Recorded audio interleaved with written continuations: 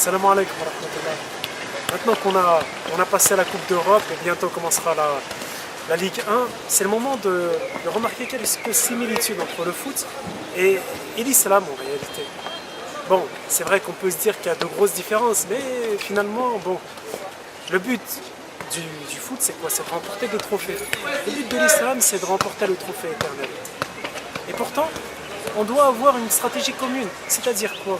Éviter de se faire prendre des buts tout en remportant, tout en marquant un maximum de points.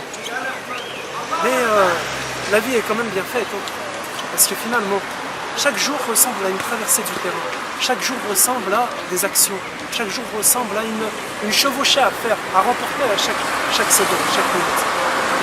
Nos adversaires, nous n'en laisserons aucune chance. Il suffit d'un pas pour se faire emporter par une tentation, par shaitan, par des mauvais amis.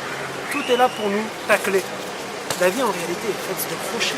Chaque moment que tu avances, tu sais que tu as fait un pas en avant, tu sais que tu t'orientes vers les buts. Et le but bien sûr c'est de rechercher le visage de Dieu.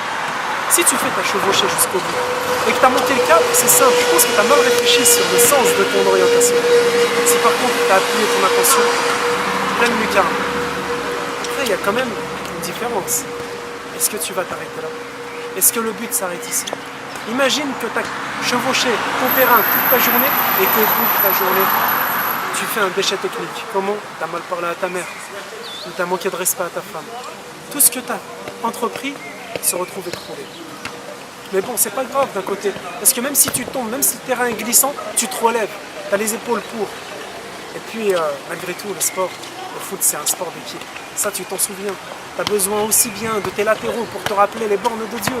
Tu as besoin du numéro 10 pour animer, pour te dynamiser, pour te donner la foi et la motivation. Tu as besoin du gardien pour surveiller tes arrières, pour être ta conscience, pour te parler et te rappeler les limites de Dieu.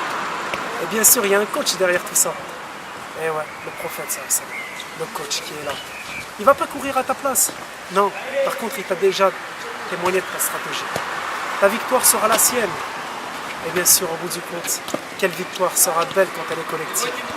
Assalamu alaikum.